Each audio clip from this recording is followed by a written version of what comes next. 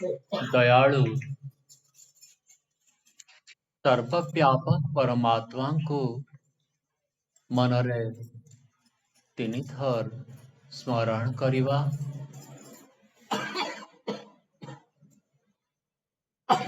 ओ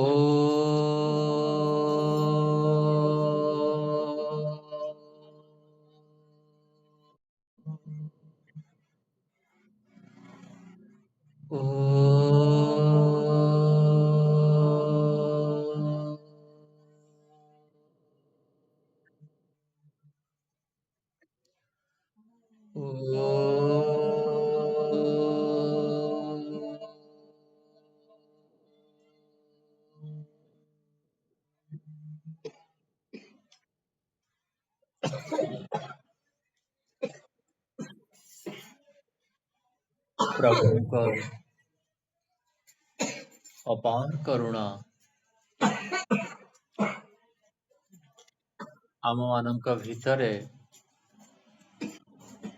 प्रेरणा दे चली केमिति आमे से प्रभु विषय रे सठिक ज्ञान अर्जन करी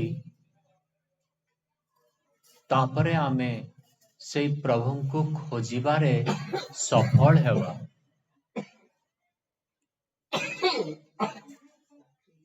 आपण कौनसी जिनिस हजई देइछंती और से जिनिसटा खोजिबारे आपण लागिछंती। आउ जणे आसिले आपण तांको भी कहिले एमिति एमिति गोटे जिनिस मु पाउनी।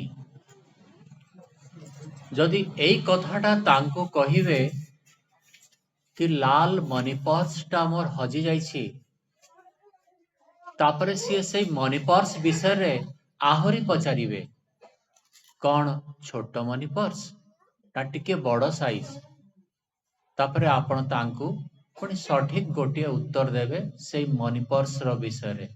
जदि छोट थिला छोट बोली कहिवे आ जदि बड़ थिला ताको पुणी बड़ बोली कहवा को पड़िबो नहले सीए साहाय्य करि पारिबोनी आपनकु ना नहीं।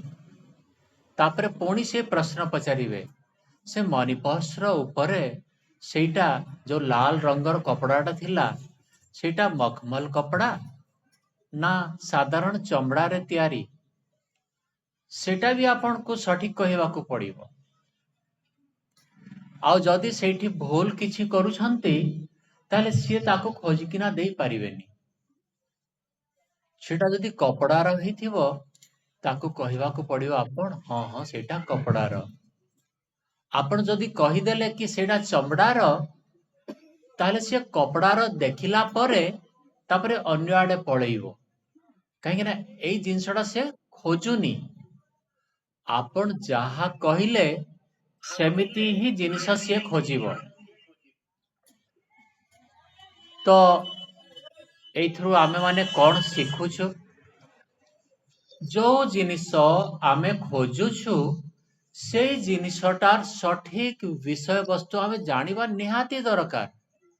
जदि आमे सेई विषय खोजुछु आउ सेई विषय रे आमे जानिनु सेटा केमिति ताहले आमे खोजी पारिबा कि।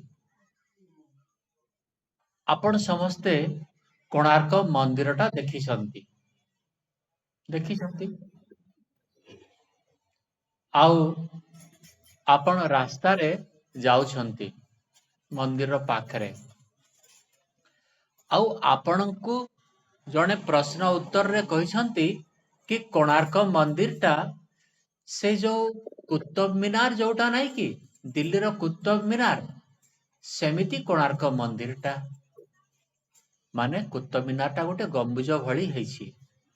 मीनारटा कुतुब मीनार केमिति सेटा देखिबाकू गोटे सीधा स्तंभ भली बहुत उच्चा गोटे स्तंभ भली आपणको मनरे सीए बुणी देइछि कि से जो कोणार्क मंदिरटा सेटा गोटे स्तंभ भली ताहले आपण से रास्ता रे जिवे कोणार्क मंदिर राइट साइड रे पड़िला किंतु आपणको धारणा कोन कोणार्क मंदिर केमिति गोटे खुंट भली ताहले आपण सेठी अटकिबे एटा कोणार्क मंदिर बोली जानिबे कि आपण जानिबेनी काहे कि ना आपणको मनरे भूल धारणा दिया हेछि सेथि पई आमको प्रथम काम हेबो ଯାହାକୁ ଆମେ ଖୋଜୁଛୁ ଯୋଉ ଜିନିଷକୁ ଖୋଜୁଛୁ ସେଇ ଜିନିଷର ଠିକ ଠିକ ସ୍ୱରୂପକୁ ଆମେ ଜାଣିବା ଦରକାର ନହେଲେ ସେଇ ଜିନିଷ ଅଛି ଏଇଠି ଅଛି ଆମେ କିନ୍ତୁ ଜାଣିପାରୁନୁ କି ଆମେ ସେଇ ଜିନିଷ ପାଖରେ ଅଛୁ ବୋଲି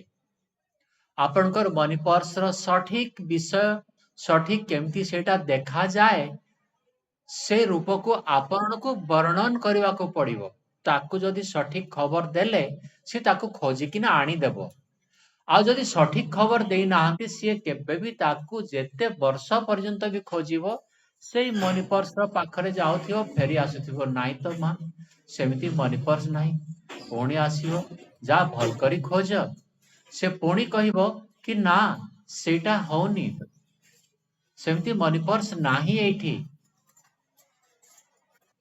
କହିବାର ତାତ୍ପର୍ଯ୍ୟ ହେଲା ଯଦି ଆପଣ ପରମାତ୍ମାଙ୍କୁ ଖୋଜୁଛନ୍ତି ତାହେଲେ ପରମାତ୍ମାଙ୍କ ବିଷୟରେ ଭୁଲ ତଥ୍ୟ ସାହାଯ୍ୟରେ ଆପଣ ପାଇପାରିବେନି ଭୁଲ ତଥ୍ୟ ଯଦି ମନରେ ଅଛି ସେଇ ପରମାତ୍ମା ସାଇଡରେ ଥିବେ କିନ୍ତୁ ଆପଣ ଜାଣିପାରିବେନି ଆପଣ ପୁଣି ଆଗକୁ ପଳେଇବେ ପୁଣି ସେଇଠି ବି ଖୋଜିବେ ଯେମିତିକି ଉଦାହରଣ ଦିଆଯାଏ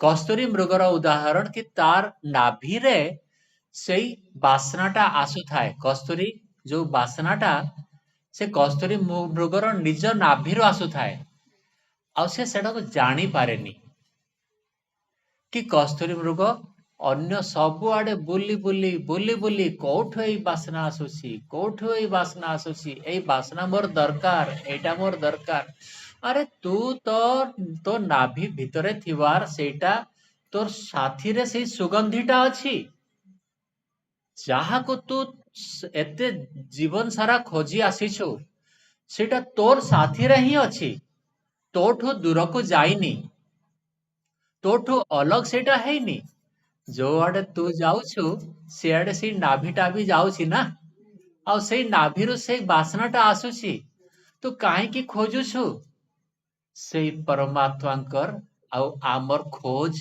ଠିକ ଏମିତି ଆମେ ବି ଖୋଜୁଛୁ ଆଉ ଜାଣୁନୁ କି ପରମାତ୍ମା ଆମ ଭିତରେ ଅଛନ୍ତି ନା ନାଇଁ ପରମାତ୍ମା ଆମ ଭିତରେ ଅଛନ୍ତି ଆଉ ଆମେ ବାହାରେ ଖୋଜୁଛୁ ବାହାରେ ଖୋଜିବାଟା ସହଜ ନା କି ଦେଖାଯାଏ ଆଖିରେ ତାକୁ ପୁଣି ଦେଖିକିନା ଆମେ କହିପାରିବା ହଁ ଏଇଟା ଲାଲ ରଙ୍ଗ ଏଇଟା କଳା ରଙ୍ଗ ଏଇଟା ଶାଗୁଆ ରଙ୍ଗ ଏମିତି ଆମେ କହିପାରିବା କିନ୍ତୁ ସେଇ ସହଜତା ପାଇଁ ଆମେ କେବଳ ବାହାରେ ଖୋଜି ଚାଲିବା କି ବୁଢୀ ମାଟା କହିଲେ କି ବାବା ତୁମେ ମାନେ ଯାଅ ଆଉ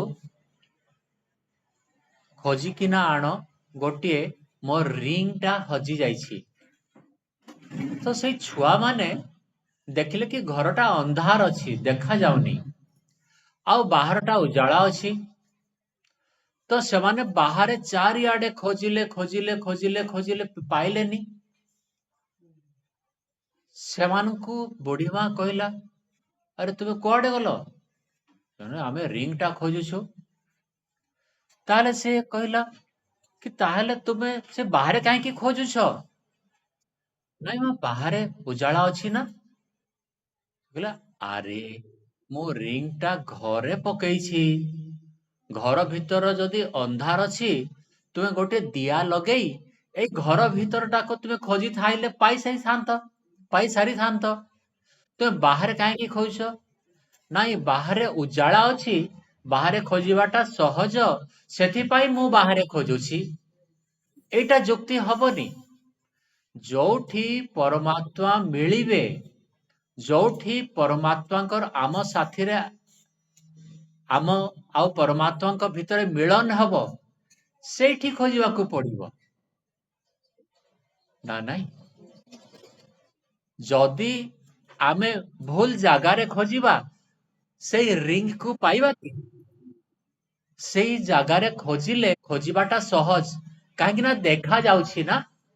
ଏଇଟା ତ ଯୁକ୍ତି ହବନି। ଆଗ ଆମକୁ ଜାଣିବାକୁ ପଡିବ କି କୋଉଠି ପରମାତ୍ମା ପ୍ରାପ୍ୟ, କୋଉଠି ସେଇ ଜିନିଷଟା ହଜିଛି ଜାଣିବାକୁ ପଡିବ। ଯଦି ଘର ଭିତରେ ହଜିଛି, ଘର ଭିତରେ ଖୋଜିବା। ଏମିତି ଭାବରେ ଆମର ଏଇ ଜାଗରୁକତା, ଆଧ୍ୟାତ୍ମିକ ଜାଗରଣ ଏଇଟା ଆରମ୍ଭ ହେଇଥାଏ। ଅନେକ ପ୍ରକାରର ମତ ପଥ ଏଇଥିରେ ମନୁଷ୍ୟ ଆଜି ଘବରେଇକିନା ଅଛି। ସିଏ ବୁଝି ପାରୁନି କି ଭାଇ ଏଇଟା କି ଜଞ୍ଜାଳ, ଯୋଉଥିପାଇଁ ଏତେ ସମସ୍ତେ ଦୌଡ଼ ଲଗେଇଛନ୍ତି ଆଉ କେହି 40 ବର୍ଷ ହେଲା ପାଇନାହାନ୍ତି। 40 ବର୍ଷ, 50 ବର୍ଷ, 60 ବର୍ଷ, 70 ବର୍ଷ ହେଇଗଲା, କିନ୍ତୁ ସେଇ ପରମାତ୍ମା ତାଙ୍କୁ ଦେଖା ଯାଉନି। ନିଶ୍ଚୟ କୋଉଠି ଗୋଟେ ଗଡବଡ ଅଛି ତାଙ୍କର। ଜାଣିବାକୁ ପଡିବ କି ସେଇ ପରମାତ୍ମା କଣ ପାଇଁ ଦେଖା ଦେବେନି? ସିଏ ନିରାଶ ହବ ନା ନାହିଁ? ସିଏ ବାହାରେ ଖୋଜୁଛି ରିଙ୍ଗ ଟା ନା, ମୋଦିଟା ବାହାରେ ଖୋଜୁଛି।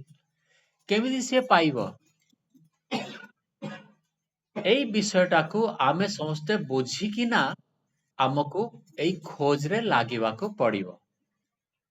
ପରମାତ୍ମା ଆଭ୍ୟନ୍ତରୀଣ ହେଲେ ଯାଇ ହବ। ଆମେ ଯଦି ଆଭ୍ୟନ୍ତରୀଣ ହେଇଯିବା, ଭିତରକୁ ଆମେ ଦେଖି ବସିବା, ତାହେଲେ ସେଇ ପରମାତ୍ମାକୁ ଆମେ ପ୍ରାପ୍ତ କରିପାରିବା। ଆଉ ଯେତେ ବାହ୍ୟ ହେଇ ଚାଲିବା, ସେଇ ପରମାତ୍ମା ଆମଠୁ ଦୂରକୁ ଚାଲିବେ। ଆପଣ ଯେତେବେଳେ ଛୋଟ ଛୁଆ ଥିଲେ, ସେତେବେଳେ ଗୋଟେ ବଡ ମେଳାକୁ ଯାଉଥିଲେ ଦେଖିବା ପାଇଁ। ସେଇ ମେଳା ଦେଖୁ ଦେଖୁ ବାପାର ହାତଟା ଛାଡି ହେଇଗଲା। କାହିଁକି ନା? କାହିଁକି ନା ସେପଟେ ଗୋଟେ ଖେଳନା ଆପଣ ଦେଖିଲେ। ସେଇ ଖେଳନାକୁ ଦେଖିକିନା ବାପାର ହାତ ଛାଡି ଦେଇ ଆପଣ ସେଇ ଖେଳନାକୁ ଧରିଲେ ଆଉ ଏମିତି ଏମିତି ବୁଲଉଛନ୍ତି। ବାପା ଅଛି ପାଖରେ, ସେ ଯାଇନି, ବାପା ସେମିତି ଅଛି। କିନ୍ତୁ ଆପଣ ଯେତେବେଳେ ଲାଇନ ଟା ପଳେଇ ଗଲା, ସେଇ ବଡ ମେଳାରେ ହଜାର ହଜାର ଲୋକ, ସାଙ୍ଗେ ସାଙ୍ଗେ ଆପଣଙ୍କର ବାପାର ଧ୍ୟାନ ଆସିବ ନା ନାଇଁ? ଆପଣ ଚିଲ୍ଲେଇବେ, ବାପା କୋଉଠି ଅଛ? ବାପା ପାଖରେ ଅଛି। ହେଁ, କିନ୍ତୁ ଆପଣ କାତରରେ ଚିଲ୍ଲେଇବେ, ବାପା ବାପା। ବାପା ପାଖରେ ଥିଲେ ବି ତାର ଅନୁଭବ ଟା କାହିଁକି ହେଲାନି? କାହିଁକି ନା ଅନୁଭବ ଟା ଏବେ ଖେଳନାରେ ଚାଲିଛି। ଯଦି ସେଇ ଖେଳନା ପ୍ରତି ଯଦି ଦୃଷ୍ଟି ନଥାନ୍ତା, ତାହେଲେ ବାପାର ହାତଟା ଧରା ହେଇଛି ନା? ତାହେଲେ ବାପାର ଅନୁଭବ ହେଇଥିବ, ବାପା ବାପା ବୋଲି ସେ ଡେଇଁ ଡେଇଁ ଡେଇଁ ଡେଇଁ ମସ୍ତିରେ ସେ ସଂସାର ସାରା ବୁଲୁଛି। ଏଇ ଯୋଉ ଜଗତଟା ସେମିତି ଗୋଟିଏ ଖେଳନାର ଘର। ଆଉ ଆମେ ମାନେ ଛୋଟ ଛୁଆ। ବାପା ସବୁ ଜାଗାରେ ଅଛନ୍ତି ଆମ ସାଥିରେ। ପରମ ପିତା ସେଇ ବାପା ଗୋଟିଏ ନା? ସିଏ ଆମ ସାଥିରେ ସବୁବେଳେ ଅଛନ୍ତି। କେବଳ ଆମର ଗୋଟିଏ ଅବସ୍ଥା କି କେତେବେଳେ ତାଙ୍କ ହାତଟା ଆମେ ଧରୁଛୁ, ଆଉ କେତେବେଳେ ତାଙ୍କ ହାତ ଛାଡି ଖେଳନାରେ ଆମେ ଲାଗୁଛୁ। ଖେଳନାଟା କଣ? ଏଇ ଶବ୍ଦ, ସ୍ପର୍ଶ, ରୂପ, ରସ, ଗନ୍ଧ ବିଷୟକ ପାଞ୍ଚଟି ଯୋଉ ଦ୍ରବ୍ୟ ଅଛି, ସେତେ ତ ଆଖି ଦ୍ୱାରା ଆନନ୍ଦିତ ହେବା, ସୁଖୀ ହେବା ଚେଷ୍ଟା, କାନ ଦ୍ୱାରା, ନାକ ଦ୍ୱାରା, ଜିହ୍ବା ଦ୍ୱାରା, ତ୍ୱଚା ଦ୍ୱାରା ଆମେ ସୁଖୀ ହେବା ପାଇଁ ଚେଷ୍ଟା କରୁଛୁ ଏଇ ଖେଳନା ମାନଙ୍କୁ ଖେଳିକିନା। ଯଦି ଏମିତି ହିସାବରେ ଆମର ଚାଲିବ, ତଥାପି ବାପା କହିବ, ହଁ ଠିକ ଅଛି, ସେ ଛୋଟ ଛୁଆଟା, କଣ ହେଲା, ମୋ ହାତ ଛାଡିଦେଲେ ବି ମୋ ପାଖରେ ଅଛି। ଯେତେବେଳେ ଲାଇନ ପଳେଇଯିବ, ସେତେବେଳେ ସେ ଚିଲ୍ଲେଇବ ଆଉ ମୁଁ ତା ପାଖକୁ ଲାଗିଯିବି, ତା ହାତକୁ ମୁଁ ଧରିଦେବି। କିନ୍ତୁ ଚିଲ୍ଲେଇବାଟା ଆପଣଙ୍କୁ ପଡିବ। କୁନ୍ତି କହିଲେ, ପ୍ରଭୁ ମୋତେ ଦୁଃଖ ଦଉନାହାନ୍ତି। କାହିଁକି ନା କୃଷ୍ଣଙ୍କ ପ୍ରଶ୍ନର ଉତ୍ତର ଥିଲା ଏଇଟା। କୃଷ୍ଣ କହୁଥିଲେ, ମା ଦେଖ, ତୁମେ ସବୁ କୌରବଙ୍କୁ ହତ୍ୟା କରି ମାରିଦେଇ ଯୁଦ୍ଧରେ ଜୟଯୁକ୍ତ ହେଲେ ପାଣ୍ଡବ। ଏବେ ଚକ୍ରବର୍ତ୍ତୀ ସାରା ପୃଥ୍ୱୀର ସମ୍ରାଟଙ୍କର ଆପଣ ମା। ଆପଣଙ୍କର ସବୁ ଇଚ୍ଛା ପୂରଣ ହେଇଯିବ। କୌଣସି ଇଚ୍ଛା ଆଉ କମି ରହିବ ନାହିଁ। ଯାହା ଚାହିଁବେ ତାହା ମିଳିବ। କୁନ୍ତି କହିଲେ, ଉତ୍ତର ଦେଲେ, ହଁ କେଶବ, तू मते दुख दे, कष्ट दे। समस्ते आश्चर्य कि कौन पाई एमती प्रश्न, कौन पाई एमती उत्तर, कौन पाई। प्रश्न जेमती अद्भुत, से उत्तर आहरी अद्भुत थिला। कुंती कहउछन्ते दुख दे, केते कष्ट सहिकिना सिए तांकर 5टी पुत्र को रक्षा करिसंती। रक्षा करिसंती ना, केतेबेले नदी रे बुड़े दउथिले, केतेबेले विष दे दउथिले, केतेबेले जौगर रे जळे दउथिले, केते चेष्टा रे सेई मां सिए आसीछि। एमिति परिस्थिति रे कुंती पुणी कहउछन्ती मते कष्ट दे। समस्ते पचारिले कि एटा की कथा, लोक सुख पाई पागल हे जाउछन्ती आ तू एपटे कष्ट मागुछु। कृष्णकर पुणी प्रश्न थिला। से कहले हाँ, जेतेबेले कष्ट होउथिला सेतेबेले मु तोते डाकुथिली, स्मरण करुथिली, किंतु एबे आउ स्मरण करुनी। मु राजमाता हे गली, कौनसी अभाव नहीं, कौनसी दुर्दिन आउ नहीं, सबु ठीक हे गला, किंतु मु तोते आउ स्मरण करुनी। सुखी केमिति हेबी जदि परमात्मांकर आपण माने स्मरण करुनाहांती, ताले सुखी केमिति हेबे। सुखी हेबार अन्य उपाय आउ नाही।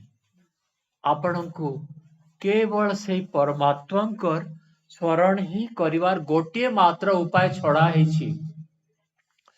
बाकी सारा जगत दुखमय। ए सारा जगत रे सुख टिकिए और दुख अनेक। एटा ज्ञान र कथा अछि, से कथा मु एठी कहिबिनी, दरकार नाही। केवल एते जानंतु परमात्मांकर स्मरण करिवारे ही सुख अछि। सेथि पई कुंती मां तांकु कहिले मते तो दुख दे, आउ सेई दुख भितरे जो छुपा हेछि सुखटा, सेईटा मीराबाई को भी जଣା पड़िला। हाँ, मोर ए राजप्रसाद मते आवश्यक नाही, एथे किछि लाभ नाही। ए राजप्रसाद अनेक राजांकर थाए। तो केवल आउ केवल सुखी हेबार गोटे मात्र उपाय प्रभु स्मरण करिवाटा। जदि समस्ते स्मरण करि पारुछन्ति, ताहले से भात गंडिक जदि कम हे गला, आपण को दुख लागिवनी। आपण मस्ती रे रहिबे, कोटा कपड़ा खंडे कम अछि, आपण दुखी हेबे कि? आपण को भीतरे ही से सुखटा उद्वेलित हे चाली थिबो। अनंत अनंत सुख, जोथिरे कि कौनसी प्रकार लेस मात्र दुख नथिबो, सेमिति सुख प्राप्त करिवार उपाय सेई प्रभुंकर दर्शन रे ही अछि। खोजंतु, बाहरे नुहे। बाहरे खोजिबाटा सहज बोली बाहरे खोजुसंती, बाहरे मिलिबोनी। काहेकि जिनसटा भितरे अछि। आपण भितरे न खोजी बाहरे जेते भी मुंड बाड़िले कोठी मिलिबो केमिति? सेटा भितरे थिबा जिंस। आपण भितरे अछंती ना एई बाहरे अछंती? आपण भितरे अछंती। सेठी सेई जगारे प्रभु भी अछंती। दिजण जाक आपण और सेई प्रभु, ए दिजण जाक एई भितरे अछंती। ताले सेठी ही सेई मिलन हबो ना नहीं?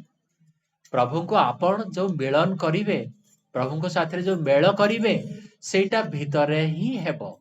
बाहरे केमिति हेबो?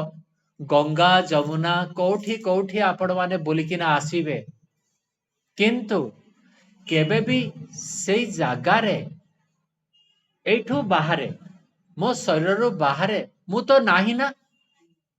मो ए शरीर भितरे अछि। ए शरीर भितरे थिबारु आउ प्रभु सेई शरीर भितरे थिबारु दी जण जाकर मिलन ए भितरे ही संभव हेबो। सेथि पई आमे अंतर्मुखी हेबा कथा। ध्यान करी करी प्रत्येक दिन ध्यान करिवाटा। आउ ध्यान रो अर्थ हैला प्रभु चिंतन। प्रभु को स्मरण करिवाटा सेटा ध्यान। को गुटे बहुत कड़ा कथा नुहे। नियमित प्रत्येक दिन आपण जेमती भोजन करी ଭୋକକୁ ମେଟଉଛନ୍ତି, ଦୁଃଖରୁ କଷ୍ଟରୁ ଦୂର କରିବା ପାଇଁ ଚେଷ୍ଟା କରୁଛନ୍ତି, ସେମିତି ପ୍ରତ୍ୟେକ ଦିନ ଆପଣ ସକାଳେ ସନ୍ଧ୍ୟାରେ ପ୍ରଥମରେ ଅଧଘଣ୍ଟା ଧ୍ୟାନ କରନ୍ତୁ, ତାପରେ ଘଣ୍ଟିଏ କରନ୍ତୁ, ତାପରେ 4 ଘଣ୍ଟା ପର୍ଯ୍ୟନ୍ତ ଆପଣ ଉଠିବାକୁ ଇଚ୍ଛା ଲାଗିବନି। ଉଦାହରଣ ଅଛନ୍ତି, ଉଠିବାକୁ ଇଚ୍ଛା ଲାଗିବନି। ଆସିବ ସେଇ ସ୍ଥିତି, ଯୋଉ ସ୍ଥିତିରେ ଯୋଗୀ ଆଉ କିଛି ଚାହେଁନି, କେବଳ ସେଇ ପ୍ରଭୁକୁ ହିଁ ସିଏ ଚାହିଁବ, ଆଉ ସେଇ ପ୍ରଭୁ ବିନା ସିଏ ରହିପାରିବନି। କଥା ଶୁଣିଛି ମୁଁ, ଗୁରୁଦେବ ମାନେ କହନ୍ତି କି ଯେତେବେଳେ ସେଇ ମଜାଟା ପାଇଯିବେ, ଆପଣ ସେଇ ସ୍ଥିତିରୁ ଆଉ ଉଠିବା ପାଇଁ ଚାହିଁବେନି। 24 ଘଣ୍ଟା ସେମିତି ବସିଥିବେ, ଆଉ ସେଇ ଦିବ୍ୟ ଆନନ୍ଦ ପ୍ରଭୁଙ୍କର ମିଳନରେ ମଜ୍ଜି ଯାଇଥିବେ, ଆଉ ଶୋଇବା ପାଇଁ ଆପଣଙ୍କ ଇଚ୍ଛା ଲାଗିବନି। ଖାଇବାଟା, ଆରେ 10 ଦିନ ପର୍ଯ୍ୟନ୍ତ ଖାଇବେନି ଆପଣ, ସେମିତି ରହିଯିବେ। ସେଟା ଏତେ ଦୂର ଆନନ୍ଦଦାୟକ ଗୋଟିଏ ଜିନିଷଟା, ପ୍ରଭୁଙ୍କର ମିଳନରେ ଯୋଉଟା ଅଛି, ତାକୁ ଆମେ ଏଡେଇ ଦଉ। ଆମେ ସେଇ ଖେଳନାରେ ମତ୍ତ ଅଛୁ। ଦିଟା ଯାକ ହାତ ଛାଡିକିନା ପ୍ରଭୁଙ୍କର ସେଇ ଗୋଟିଏ ଖେଳନା, ଏପଟ ସେପଟ ସଂସାରର ଖେଳନାରେ ନିଜର ଜୀବନକୁ ଅତିବାହିତ କରି ଚାଲିଛୁ। ମିଳିବ କେମିତି? ଆମେ ବାହାରେ ଖୋଜୁଛୁ ନା। ଏଇ ବିଷୟଟା ଆମେ ବୁଝି କାଲିଠୁ ଆମେ ଚେଷ୍ଟା କରିବା କି ଆମେ ଭିତରେ ଖୋଜିବା, ଆଉ ଏଇ ଖୋଜଟା ଚାଲିଥାଉ। ଏମିତି ଅନେକ ଲୋକ ଆସିବେ, ଆପଣଙ୍କର ଏଇ ସତ୍ସଙ୍ଗ ଯଦି ଚାଲିଥିବ, ଅନେକ ଲୋକ ଆପଣଙ୍କ ପାଇଁ ହିଁ ଆସିବେ। ସାଧାରଣ ଲୋକଙ୍କ ତ ଅନେକ ଖେଳନା ସେମାନେ ଖେଳିଛନ୍ତି, ସେମାନେ ପୁରା ହାତ ଛାଡି ଦେଇଛନ୍ତି ଭଗବାନଙ୍କର, ଆଉ ସେମାନେ ଖେଳି ଚାଲିଥାନ୍ତୁ। କିନ୍ତୁ ଆପଣ ତ ଜାଣିଲେଣି, ଗୋଟିଏ ହାତ ପ୍ରଭୁଙ୍କ ସାଥିରେ, ଆଉ ଗୋଟିଏ ହାତରେ ଖେଳନା। ଗୋଟିଏ ହାତରେ ପ୍ରଭୁଙ୍କୁ ଧରିଛନ୍ତି, ଦିନ ସାରା 24 ଘଣ୍ଟା ସ୍ମରଣ ଚାଲିଛି, ଆଉ ନିଜ ନିଜ ଘରେ କାମ, ଅଫିସରେ କାମ, କୋଉଠି କାମ, ଚାଷ କାମ, ଯାହା କିଛି ବି ଅଛି, ପ୍ରଭୁ ସ୍ମରଣରେ ଚାଲିଥାଉ। କ୍ଷତି କଣ ଅଛି? କ୍ଷତି ଅଛି କି ଏଥିରେ? ଏଇ ବିଷୟକୁ ଆମକୁ ହୃଦୟରେ ଉତାରି ଦେବାକୁ ପଡିବ କି ପ୍ରଭୁ ବାହାରେ ମିଳିବେନି, ଆଉ ଆପଣଙ୍କ ଚେଷ୍ଟାରେ ହିଁ ଏଇ ସବୁ ହେଇପାରିବ। ଯେତେ ଚେଷ୍ଟା ସେତେ ଶୀଘ୍ର, କମ ଚେଷ୍ଟା ଟିକେ ଦୂର ହବ। କିନ୍ତୁ ଏଇ ମିଳନ ଛଡା ଆପଣ କେବେ ସନ୍ତୁଷ୍ଟ ହେବେନି। ଆପଣଙ୍କ ଏଇଟା ଜନ୍ମ ଜନ୍ମାନ୍ତରର ଏଇଟା ଚାଲିଥିବ। ଗୋଟିଏ ଭଜନ ଅଛି, ईश्वर करुणामय, तुझे मनो आज इसकी तलाश है, अति निकट उसका निवास है। काहे दर भदर तू भटक रहा, ओ तुम्हारे दिल के ही पाश है। तुझे मनो आज इसकी तलाश है। तू जो खोजुछु से जिनसटा तो दिलर पाखरे अछि, तो हृदयर भितरे अछि, काहेकि बाहरे खोजुछु? ये जो मनुज तन धन प्राण है, यह प्रभु मिलन का सामान है। এই जो शरीर, मनुष्य शरीर ना, এইটা ଅନ୍ୟ ଶରୀରଠୁ ଭିନ୍ନ। କୁକୁର ଶରୀର, ଗଧା ଶରୀର, ଗାଈ ଶରୀର, ଛେଳି ଶରୀର, এই ସମସ୍ତଙ୍କ ଶରୀର ଅଲଗା, କିନ୍ତୁ ଏଇ ଶରୀରଟା ସେଇ ଶରୀରଠୁ ଭିନ୍ନ। ଏଇ ଶରୀରଟା ତୋର ସାଧନ। ଏଇ ଶରୀର ଦୁଇଗୁଡିଆ ଶରୀରରେ ଥିବା ପର୍ଯ୍ୟନ୍ତ ତୁ ପ୍ରଭୁଙ୍କୁ ପାଇବାର ବହୁତ ସମ୍ଭାବନା ଅଛି। ଚେଷ୍ଟା କରି ଦେଖ। ये जो मनुज तन धन प्राण है, यह प्रभु मिलन का सामान है। तेरी हर खुशी तेरे घर में है, फिर करता क्यों ना प्रयास है। तुझे मनुआ जिसकी तलाश है। କହୁଛନ୍ତି ତୋର ସବୁ ସାଧନ ବି ଅଛି, ତୋର ଲକ୍ଷ୍ୟ ବି ଘର ଭିତରେ ତୋର ଅଛି। ଚେଷ୍ଟା କାହିଁକି କରୁନୁ? ଚେଷ୍ଟା କଲେ ତୁ ପାଇବୁ। ଆଉ ଯଦି ଚେଷ୍ଟା କରିବୁନି, କେବେ ବି ମିଳିବନି। दो घूंट भी जल ना पिया, इंसान तूने ये क्या किया।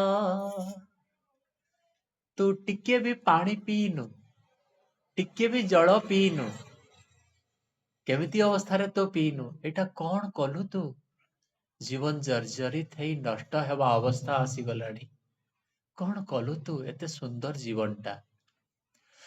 दो घूंट भी जल ना पिया, इंसान तूने ये क्या किया। कब से नदी तट पर खड़ा, अब तक बुझी नहीं प्यास है। जने लोक बहुत ଶୋଷ ହଉଛି। ସିଏ 5-10 କିଲୋମିଟର ଖରାରେ ଚାଲି ଚାଲି ଚାଲି ଚାଲି ଆସିଲା। ନଦୀ ଯେମିତି ଆସିଲା, ଚୁପଚାପ ଠିଆ ହେଇଛି। କାହିଁକି ଠିଆ ହେଇଛି? ସେ ଜାଣି ପାରୁନି କି ଏଇ ଯୋଉ ବହୁଥିବା ନଦୀ ଭିତରେ ପାଣିଟା, ଏଇଟା ହିଁ ମୁଁ ଖୋଜୁଛି। ସିଏ ଜାଣି ପାରୁନି। ତାହେଲେ ସେ ଠିଆ ହବ ନା? ସେ ପିଇବ କି? ସିଏ ଜାଣି ପାରୁନି କି ଏଇ ଯୋଉ ପାଣି ଅଛି, ଏଇ ପାଣି ମୋର ପ୍ୟାସକୁ ବୁଝେଇ ଦେବ, ମୋ ଶୋଷକୁ ମେଣ୍ଟେଇ ଦେବା ପାଇଁ ଏଇ ପାଣିଟା ହିଁ ଅଛି। ଯଦି ସେ ଜାଣି ପାରନ୍ତା, ତାକୁ ପିଇଦେବ, ଆଉ ତାର ଶୋଷ ମେଟିଯିବ ନା ନାଇଁ? ତା ତୃଷ୍ଣା ବନ୍ଦ ହେଇଯିବ। ତ ସିଏ କହୁଛନ୍ତି କବି कि दो घूंट भी जल ना पिया, इंसान तूने क्या किया। तू केते जन्म जन्मांतर परे मଣିଷ जन्म पाइथिलु, बहुत दूररू आसीथिलु। कीट पतंग, वृक्ष, तरु लता, घास, गाई, घोड़ा, कुकुर, गध, पेचा, केते 84 लक्ष जोनि कहती। केते दूररू तू आसी आसी जन्म हेई हेई हेई लास्ट रे मनुष्य जन्म पाइथिलु दुर्लभ जिनिस।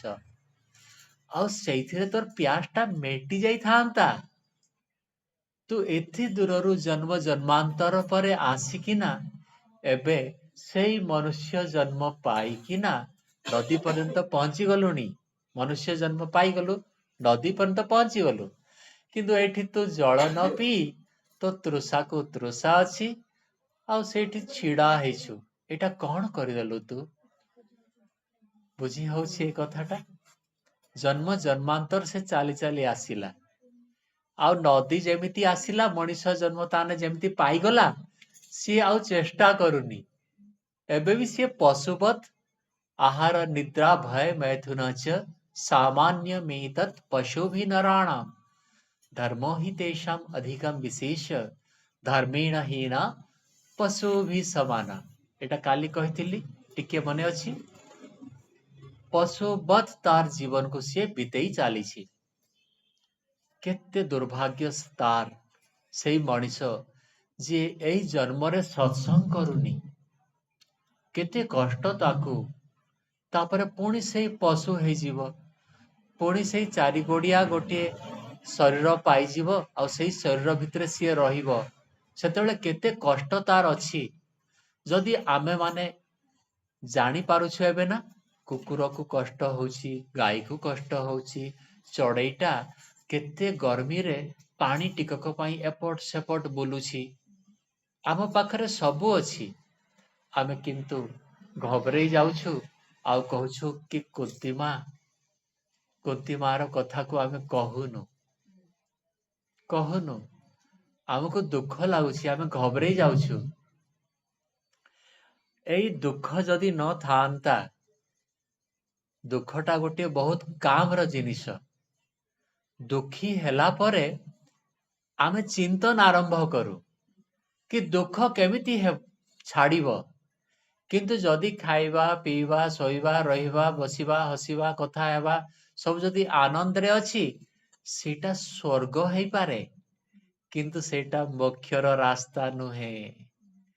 ସ୍ୱର୍ଗରୁ ମୋକ୍ଷ ହବନି, ସ୍ୱର୍ଗରୁ ପୁଣି ମର୍ତ୍ତ୍ୟ ମଣ୍ଡଳରେ ତୁମକୁ ଆସିବାକୁ ପଡିବ। ଏଇ ବିଷୟଟା ଶାସ୍ତ୍ରକାର କହୁଛନ୍ତି। ଏ ଯୋଉ ଦୁଃଖ ଅଛି, ଏଇ ଦୁଃଖଟା କେମିତି ଦୂର ହବ? ତ ଦୁଃଖର ମୂଳ କଣ? ସେଇଟା ସେ ଶାସ୍ତ୍ରକାର କହୁଛନ୍ତି, ଜନ୍ମ। ଯଦି ଜନ୍ମ ହେବ, ଦୁଃଖ ହେବ ହିଁ। ଭାବନି କି କୋଉ ଗୋଟେ ବହୁତ ଧନୀ ଘରେ, ସଂସ୍କାରୀ ଘରେ, ତା ଘରେ ଜନ୍ମ ହେଇଗଲେ ଧନ ବି ମିଳିବ, ମନକୁ ମନ ମିଳିବ, ଆଉ ସଂସ୍କାର ବି ମିଳିବ, ତଥାପି ସୁଖୀ ହେଇଯିବ ପୂର୍ଣ୍ଣ ହିସାବରେ ସେଇଟା ହବନି। ଶରୀର ଯଦି ଅଛି, 5ଟି ଦୁଃଖ ଅଛି।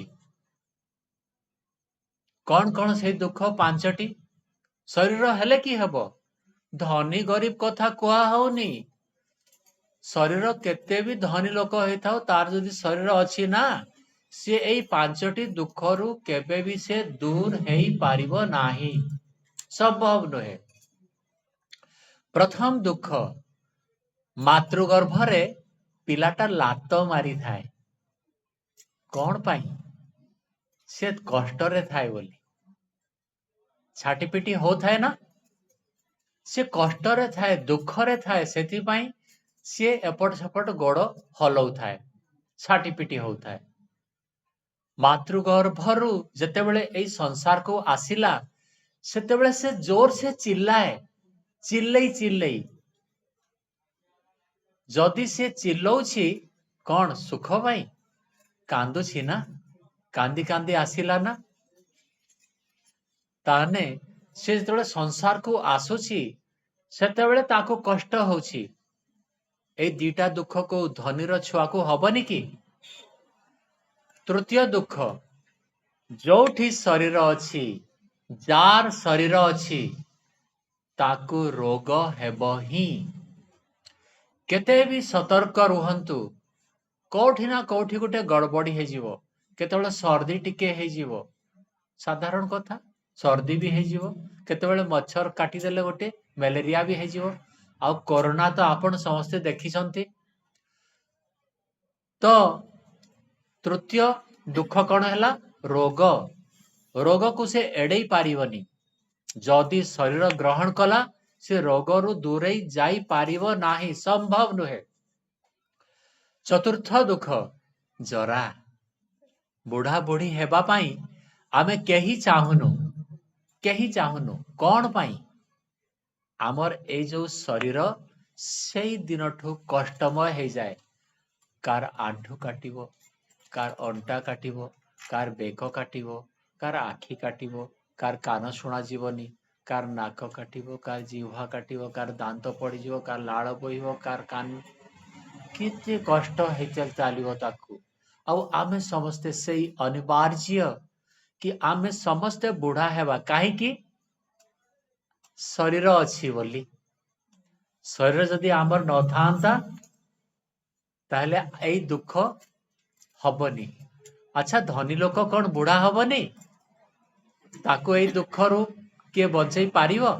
ସେ ବୁଢା ହବ ହିଁ, ଯେମିତି ବି ହଉ, ସେଇ ଧନୀ ହଉ, ଗରିବ ହଉ, ଚାଷୀ ହଉ, ମଲ୍ଲବୀର ହଉ, ଯୋଗୀ ହଉ, ଋଷି ହଉ, ରାଜା ହଉ, ରଙ୍କ ହଉ, ସିଏ ବୁଢା ବୃଦ୍ଧ ହବ, ଜରାଗ୍ରସ୍ତ ହେବ।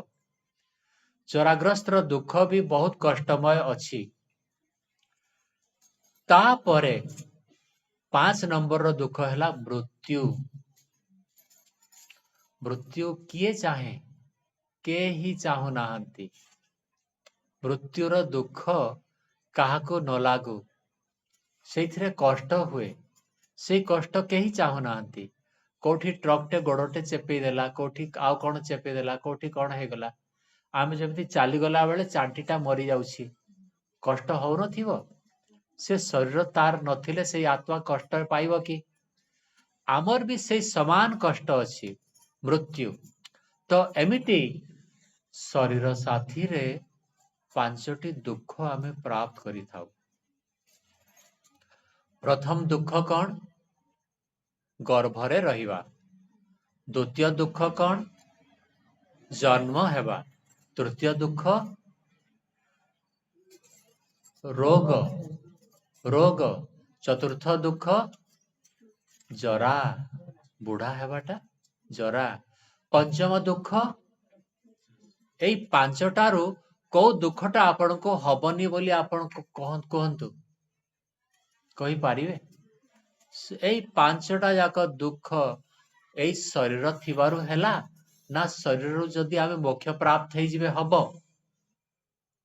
जदि आमे मोक्ष प्राप्ति हे जिवे हमको शरीर मिलिबनी, तो सेते बेले हमको एई दुख हबो कि?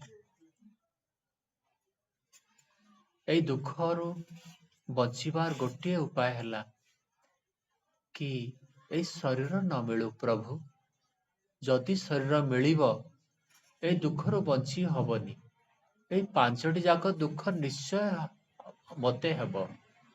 साधक सेटा देखी तार उपाय करे कि केमिति एई शरीर ही मिलिबनी। तापरे शास्त्रकार सांख्य दर्शन रे कहिले एई शरीरर कारण कौन? एई जन्म काहींकी होउछि? शास्त्रकार खोली चाली छंती कि यार कारण कौन है पारे? कौन पाई तारने मते शरीर मिलिबो? सेठो से जानिले प्रवृत्ति। कहंतु प्रवृत्ति कहंतु। एई जो प्रवृत्तिर अर्थ हैला सकाम कर्म। कौन? जेते दिन पर्यंत प्रवृत्ति अछि एई जन्मटा नष्ट हेबनी। आपण जन्म बार बार नेबा को पड़ियो। सकाम कर्म बा प्रवृत्ति। एई प्रवृत्तिर एई सकाम कर्म अर्थ हैला आमे निजर स्वार्थ पूर्ति पाई जो चेष्टा करिबा सेटा सकाम कर्म हैला। फलर आशा रखी जो चेष्टा करिबा सेटा सकाम कर्म। आमे पाठ कौन पाई पढ़ुछु? छोट छुआ हेतिला बेले कि मु फर्स्ट हेबी क्लास रे, सेटा सकाम कर्म हैला। मु कौन पाई चाकरी करिबी? नाई मते टंका मिलिबो मास शेष रे, सेटा सकाम कर्म हैला। जदि से फास्ट हेबार लक्ष्य नहीं पढ़ा चलीछि सेटा सकाम कर्म। किंतु केवल पढ़ा चलीछि और फास्ट हेबी लक्ष्य नाही, ताहले सेटा निष्काम कर्म। कर्म गोटिए पढ़िबाटा टिके बुझिया पई चेष्टा करिवे। एबे टिके पळे गला ज्ञान पटकू। सकाम कर्मर अर्थ हैला आपण से फल को इच्छा रे मनरे रखी आपण कर्म करी चालिवे। और निष्काम कर्मर इच्छा हैला केवल से कर्म रहिबो, आपण केवल से कर्म करिवे किंतु सेथरु कौनसी लौकिक फल इच्छा करिवे नाही। आपण दान दउछंती किंतु आपण को मनरे नाही कि एई लोक माने मते प्रशंसा करंतु, एटा आपण मनरे नाही, ताहले सेटा की कर्म हबो? निष्काम कर्म हेबो। फलर आशा न रखी काम कले सेटा निष्काम कर्म, आ फलर आशा रखी काम कले सेटा सकाम कर्म। कर्म समान आपण देखंतु, अद्भुत विषय एटा। कर्मटा सेई समान रहिला, दान देवाटा गोटे कर्म हैला, किंतु सेई दान देवार पछरे जो आपणकर मानसिकताटा रहिला, दुईटा रहिला। गोटे थिरे आपण कहउछंती से लोक माने मते बाहा बाहा दियंतु, आ गोटे थिरे कहउछंती नाई किछि नाई, दान देबा कथा, मो पाखरे धन अछि सेथिपाई मु देई देली दान। सबु प्रभुंकर धन ना ना नहीं करी जीवे पॉकेट रे नहीं करी जीवेनी। एठी तो श्मशान रे पूरा ड्रेस फ्रेश खोली दउछंती, पॉकेट थिले भी सेटा बाहर रही जीवो नहीं हबनी। तो से सबु जाक परमात्मांकर सेटा जदि आपणकर हेई थांता, आपण ताको नेकिना जानते, किंतु परमात्मांकर धन आपण केमिति नेबे? आपणकर नुहे, केवल गोटिए जिंस आपण नेबे, सेटा हैला कर्म। पाप आउ पुण्य ए दीटा जिंस आपणको साथी रे जीवार जिनिस। ए दीटा जिनिसरु आपण जेते अधिक पुण्य को कमैथिबे सेते भल जन्म मिलिबो। तो सकाम कर्म जदि करी चाली थिबे, ताहले आपनको जन्म हेतेल चाली थिबो। आ जदि निष्काम कर्म आरंभ कले, ताहले मुख्य लाइन रे आपण पड़ी गलेनी। फलर इच्छा नाही, मु कोन पाई एते सहन करी मनुष्य जन्म हेइछि, आउ कोन पाई एते सहन करी ग्रामवासी मानंकु भल काम करौछि, भल उत्साह दउछि, मु राजनेता हेबार नाही। निष्काम कर्म हेइ गला। आउ जदि मु राजनेता हेबार अछि बोली लक्ष्य करी ग्रामवासी को आपण माने सहाय्य करूछंती, ताले सेटा की कर्म हेइ जिवो? हेबो। एबे बुझा पड़िला सकाम कर्म निष्काम कर्म। एई सकाम कर्म आउ निष्काम कर्म, एइथिरु सकाम कर्म जदि अछि, ताहले सेटा ही आपणंकु जन्म देवा पाई समर्थ हेबो। दुख, दुखर कारण कौन? कौथुरु दुख आसीबो? शरीर नहीं कि शरीर कारण कौन? सकाम कर्म बा प्रवृत्ति। दुख ता तले कौन रहिला? जन्म, जन्मर तले प्रवृत्ति। प्रवृत्तिर अर्थ हैला सकाम कर्म। ठीक है? किसी बुझी होछि कि बुझी होनी? बुझी होछि फेर भूली जीवो। काली मु पचारिबी एटा मन रखि था। आपण माने भी बुझी पारुछंती?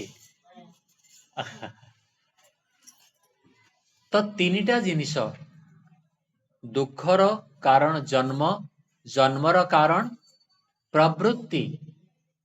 प्रवृत्तिर अर्थ हैला सकाम कर्म हैला। प्रवृत्तिर कारण कौन? कौन मु नष्ट कले प्रवृत्ति हवनी, प्रवृत्ति नष्ट हेइ गले जन्म हवनी, जन्म नष्ट हेइ गले दुख हवनी। काहे ना दुख तो पांचटी दुख ए शरीर हेले ही हेबो ही। तो प्रवृत्तिर कारण कौन? प्रवृत्तिर कारण हैला दोष। कहंतु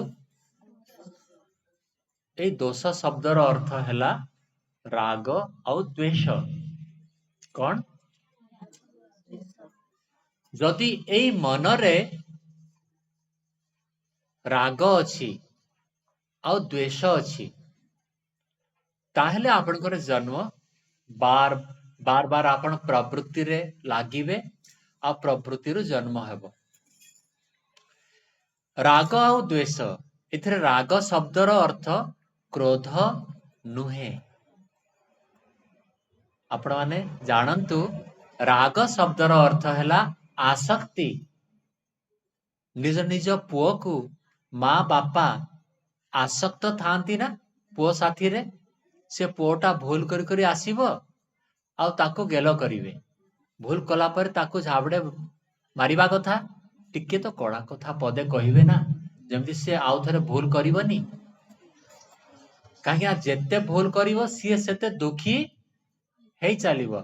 ଆପଣ ତାକୁ ବାଡେଇବେନି, ସେ ଲୋକଠୁ ମାଡ ଖାଇ ପରେ ଆସିବ, ବେଶୀ ମାଡ ଖାଇ ଆସିବ ନା ନାଇଁ, ବୁଝି ହଉଛି? ତ ସେଇ ପରିସ୍ଥିତି ନ ହଉ ବୋଲି ଆମେ ତାକୁ ଠିକ ସମୟରେ ଦଣ୍ଡିତ କରିବାର ବିଧାନ ଅଛି। ସେଇ ସମୟଟା ଯଦି ପଳେଇଗଲା, ସିଏ ଆଉ ମା ବାପାକୁ ବି ପଚାରିବନି। ମା ବାପାର ଉତ୍ପନ୍ନ ହେଇ ସେ ମା ବାପାକୁ ବି ପଚାରିବନି। ହଉଛି ଦୁନିଆ ସାରା ଏଇଟା ଦେଖା ଚାଲିଛି, ଆମ ସମସ୍ତ ଘର ଘରର କଥା ଏଇଟା। ଆପଣଙ୍କ ହାତରେ ବି ରହିବନି, ସେ ଏମିତି କାମ କରିବ ଯୋଉଥିରେ କି ଆପଣ ଜାଣିପାରିବେ କି ଇଏ ଗଲାଣି। ଦୁଃଖ ଦୁଃଖ ଦୁଃଖରେ ତାର ଜନ୍ମଟା ପଳେଇଯିବ। ତ ଯଦି ସେଇ ହିସାବରେ ଆମେ ରାଗ ଆଉ ଦ୍વેଷ, ରାଗର ଅର୍ଥ ହେଲା ଆସକ୍ତି। ଆପଣ ଯଦି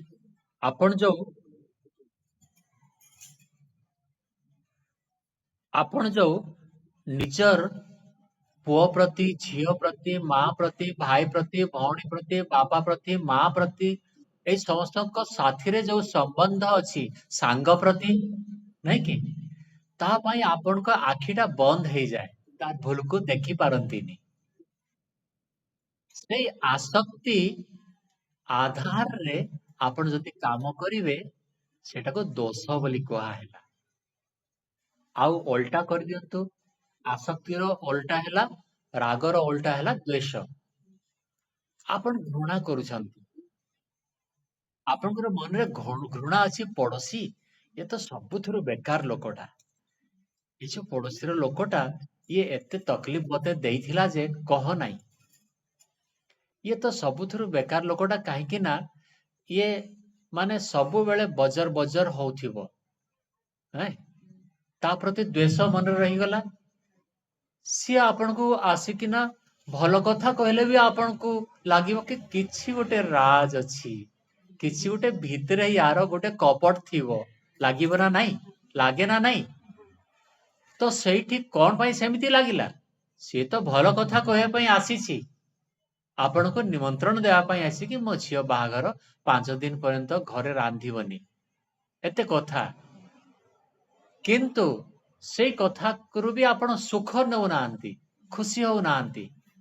ତାର କାରଣ ହେଲା ଆପଣଙ୍କର ପୂର୍ବାଗ୍ରହ ସେଇଠି ଅଛି, କି ତା ପ୍ରତି ଦ୍वेଷ ଥିବାରୁ ସେମିତି ଅଛି। ତ ଏଇ ରାଗ ଆଉ ଦ୍वेଷ ଯଦି ମନରେ ଅଛି, ତାହେଲେ ସେଇଥିରୁ ପ୍ରବୃତ୍ତି ଜାତ ହେବ। ପ୍ରବୃତ୍ତି ଜାତ ହେବ ବା ସକାମ କର୍ମ ହେବ। ଯଦି ରାଗ ଆଉ ଦ୍वेଷ ବା ଆସକ୍ତି ଆଉ ଦ୍वेଷ, ଆସକ୍ତି ଆଉ ଘୃଣା ଆମେ କହିପାରିବା, ଏଇ ଦିଟା ଯଦି ନଥାନ୍ତା, ତାହେଲେ ଆପଣଙ୍କର ପ୍ରବୃତ୍ତି ଜାତ ହିଁ ନଥାନ୍ତା। ପ୍ରବୃତ୍ତି ଜାତ ହେଇନଥିଲେ ଜନ୍ମଜାତ ହେଇନଥାନ୍ତା, ଜନ୍ମଜାତ ହେଇନଥିଲେ ଦୁଃଖ ଜାତ ହେଇନଥାନ୍ତା। ତ ଏବେ ପୁଣି ଦର୍ଶନକାର ଆହୁରି ଖୋଳୁଛନ୍ତି କି ଏଇ ଯୋଉ ଦୋଷ ବା ରାଗ ଦ୍वेଷ, ଏଇଟା କେତେବେଳେ ମେଟିବ, ଏଇଟା କେତେବେଳେ ନଷ୍ଟ ହେବ? ଯଦି ଚାରିଟା ଯାକର ମୂଳ ଏଇ ଚୌଥା ଜିନିଷ, ଏଇଟା ନଷ୍ଟ କେମିତି ହେବ? ସୂତ୍ରକାର ପୁଣି କହୁଛନ୍ତି କି ଏଇଟା ସେତେବେଳେ ମେଟିବ ଯେତେବେଳେ ଏଇ ସଂସାରର ବିଷୟରେ ଆପଣଙ୍କର ଜ୍ଞାନ ହେଇଯିବ। ଏଇ ସିରିଜର ମୂଳ କାରଣ, ଏଇ ପ୍ରବୃତ୍ତିର କାରଣ ତ ହେଲା ଦୋଷ, ଦୋଷର କାରଣ ହେଲା ମିଥ୍ୟା ଜ୍ଞାନ। କୁହନ୍ତୁ, ମିଥ୍ୟା ଜ୍ଞାନ ଯଦି ଆପଣ ହଟେଇ ଦେବେ ମନରୁ, ତାହେଲେ ମିଥ୍ୟା ଜ୍ଞାନ ହଟିଲା ପରେ ତା ଉପରେ ମିଥ୍ୟା ଜ୍ଞାନରୁ ଯୋଉଟା ବାହାରିଥିଲା, ଉତ୍ପନ୍ନ ହେଇଥିଲା ଦୋଷ, ନଷ୍ଟ ହେଇଯିବ। ଦୋଷରୁ ଯୋଉଟା ଉତ୍ପନ୍ନ ହେଇଥିଲା ପ୍ରବୃତ୍ତି, ନଷ୍ଟ ହେଇଗଲା। प्रवृत्ति उत्पन्न होइथिबा जन्म नष्ट हो गला।